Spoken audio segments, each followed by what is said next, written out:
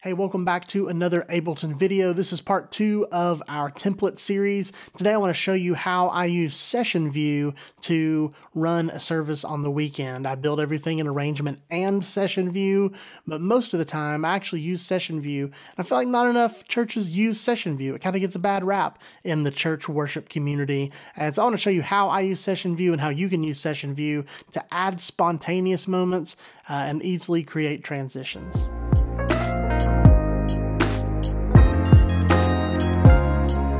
We're going to jump into Session View here on a service from the last weekend of the year.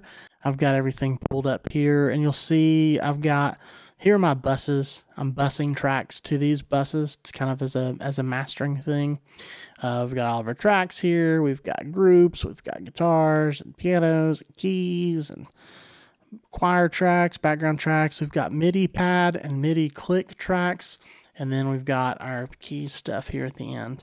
Now, if you've never used Session View before, basically how it works is you have all the columns, which are all the tracks that you had in Arrangement View. And then the scene at the far right, that's your master scene. And when you click that little play button, it's going to fire everything. So there's do it again. So, what I've done is I use my Novation launch controller, or any MIDI keyboard would work. I've got this Arturia keyboard right here, which is really cool. It's got keys, it's got pads, it's got knobs. Those are all nice things to have when you are running tracks. So I've gone ahead and MIDI mapped some of these channels to fire from the pads on the Arturia controller. And so you just use whatever controller you have. If you have any MIDI keyboard, you can fire tracks. You can use the keys of the MIDI keyboard to fire tracks. I've fired tracks all kinds of ways in the past. If you have something that has drum pads, those are my favorite. That's my favorite way to fire them, just because they're very tactile and you can just press it and it feels good. So let me show you how this all works. So I've got my first pad here that has a 1 on it marked to the number 1 song. Makes sense, right? Number 2 is the number 2 song. Number 3, number 4, number 5. So I can just look at my scenes and I can look at my controller that's labeled, and I just label where it is. And then it's easy to remember where we are. And so when I'm on stage, I like using the Session View. When I'm MDing from the back of the room, sometimes I'll run out of session, sometimes I'll run out of arrangement, but a lot of times I'll run out of session even there. But if I'm on stage, I almost always run out of Session View, because it's just easy to look at this grid, to see where I am, to see what's going on, to see how much time is left in a song, all those kind of things. I can fire these pads. I could build all this in Arrangement View. It would be a little bit different, but let me just walk you through kind of the set and my mindset behind it in building this. And this, again, is kind of the template that I use every weekend to run Session View in a way. And so our first element here was the song "Do It Again." So when the countdown gets, right before 0, I'm just firing that. 1, 2, 3. Dum, dum, dum. And now we're into "Do It Again." Everything is happy. Now, at the end of "Do It Again," we had a hosting moment. And so now I've got this click and pad here that are infinitely playing. And if you look here, if I click on this channel, it's going to show that there's a note up there. There's 3 notes down here. I just built it out of a drum rack and made a 4-bar loop. Same thing here with the pad. This is a chord playing this kind of B flat 1 and 5 dealio, and it just plays infinitely. So instead of using a track pad, I'm using the MIDI pad, because it allows me to be a little bit more dynamic and allows me to add control and add reverb, and I could add delay, I could add all kinds of stuff to the pad. So from time to time, I'll change these up to make them sound different, which is cool. If you're using just like some MP3 tracks that are pads, that are like tonic pads, that's cool, but they always sound the same. This way, it's just playing a MIDI note, and it allows me to distinguish what the sound is. So it allows me to have some more control over the pad sounds and keep them a little less boring. Again, it's still just a pad, but I do have some control over it. If I solo this out, I could go in and change some of this.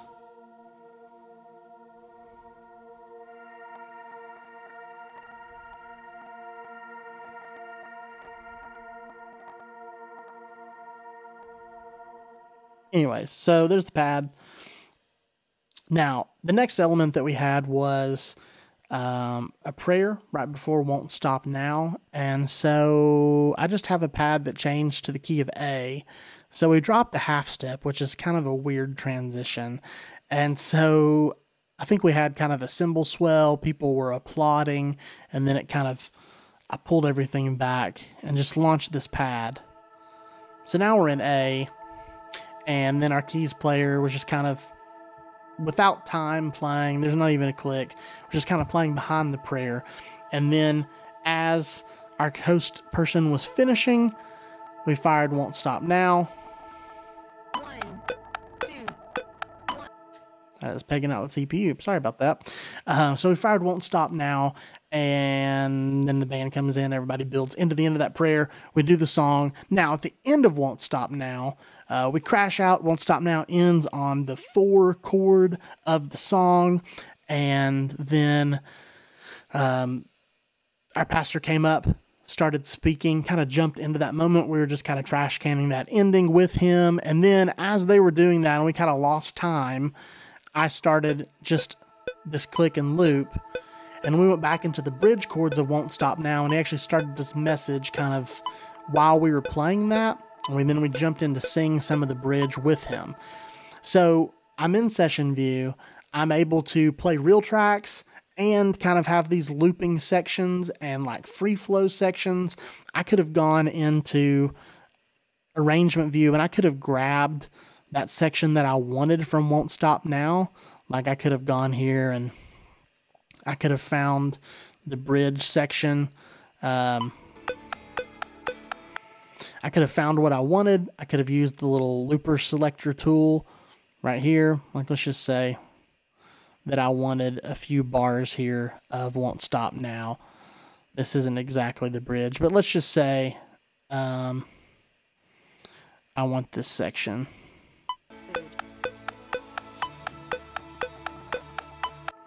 There we go. So let's say if I wanted that interlude section, and I could just grab those 8 bars, and I could click up here, right click, consolidate time to new scene. It would stick that in session view. And then I could tell it to loop that section, just like I have right here on these tracks. I've told it to loop. And on these, I've told it not to loop because we're just playing them through. And so you have the choice as you're doing this to decide whether you want it to loop or not. And the cool thing about session view is it can play non-looped tracks and loop tracks at the same time. When the non-loop track finishes, it stops. When the loop track never stops until you fire something else or stop it. And that's why I love session view, because I could have built all this out in arrangement view and just put a lot of time between songs, or I could have built some markers and had it go back and loop again and used MIDI commands to do that. Or I could just fire another scene in session view. Like, it's super easy. And so when there are moments where you're going to lose time and then you're going to pick up something and that you want to be spontaneous, but I want to have like uber control of when I come into something, that's why I like having these like it is here.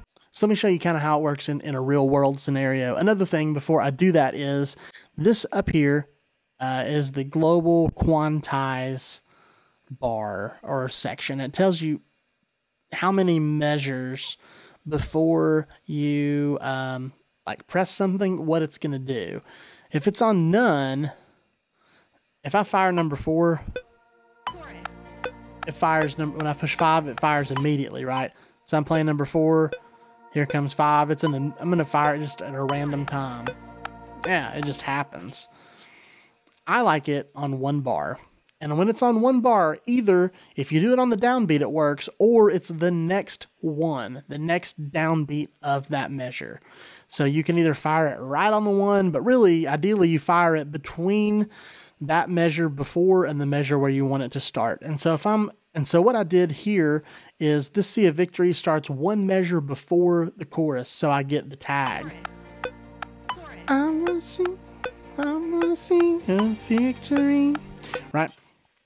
So I need to fire it on the downbeat of 4, or really before that, because I want it to come on the 4th measure. So if I'm here, so if we say, if we're just playing, see a victory, here's the minor, I'm gonna see victory for the battle. And so here we go to the Lord. Chorus. I'm gonna see a victory. So I fired it right before that 4th measure, and then it switched, right? Seamless. And I just had our sound guy pull all the tracks back and just kind of push them in over a couple measures, so it wasn't as abrasive. But they were able to hear all that in their ears, right? And so that's the key, is that they heard what was happening and they were ready. So I built the band dynamically as the MD, and then I was able to bring them into the chorus, and now we're kind of in time together with the tracks. And so my goal is to use Ableton to help us get in and out of tracks seamlessly, to go in and out of like planned time as easy as possible. And Session View helps me do that. I could do it in Arrangement View. All this can happen in Arrangement View. And if you could look at this, I've built a lot of this in Arrangement View, right? All of the songs are in here in Arrangement View. So I build things in Arrangement View, I copy them to Session View, and Session View is where I really kind of sculpt my service and make it fit for me. So Won't Stop Now is a good example of somewhere that I've got a pad, I've got a click and pad, and I've got 1, 2. the whole song.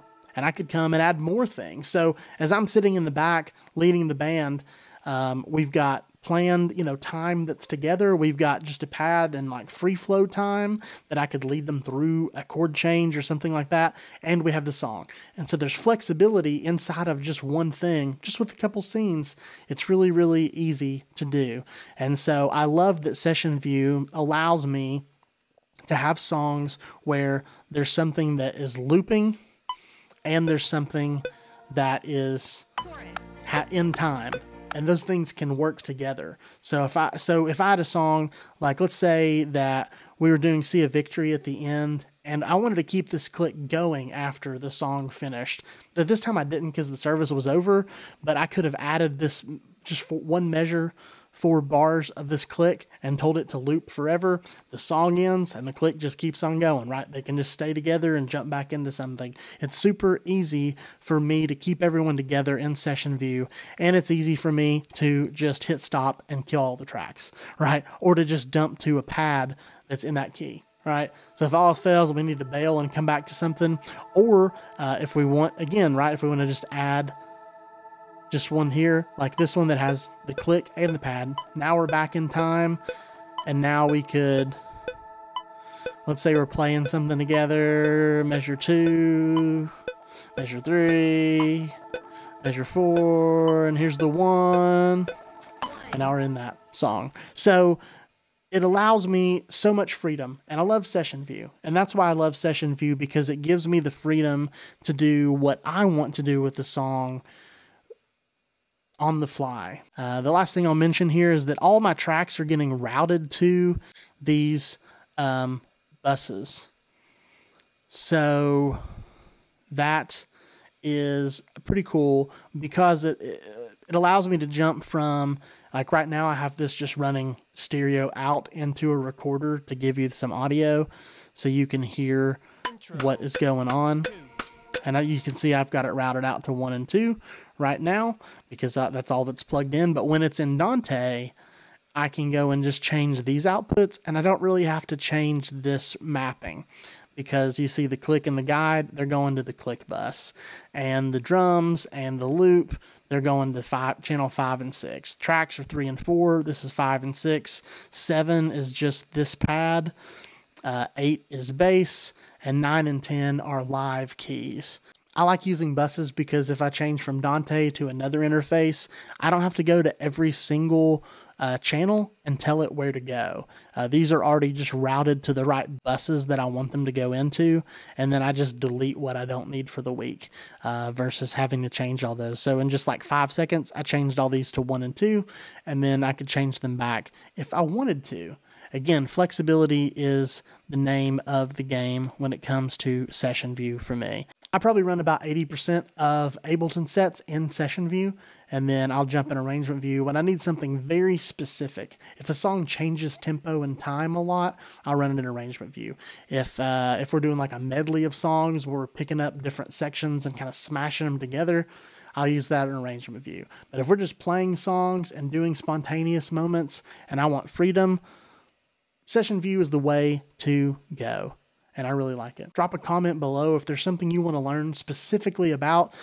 These videos are going to get more specific as we go on, but I wanted to give some general workflows and ideas about how I use Ableton, and today how I use session view, because I think it's an underutilized thing in kind of worship and band world, and there's nothing to be afraid of. It's really not difficult to use at all. So we'll do some more detailed stuff in the future, but I hope this was a good overview of how I use session view. Hopefully you can see how that works for us and how we fire tracks, how we stay together and utilize the tools to make them work for us, not us work for the tools. So thanks for watching, and we'll see you in the next video.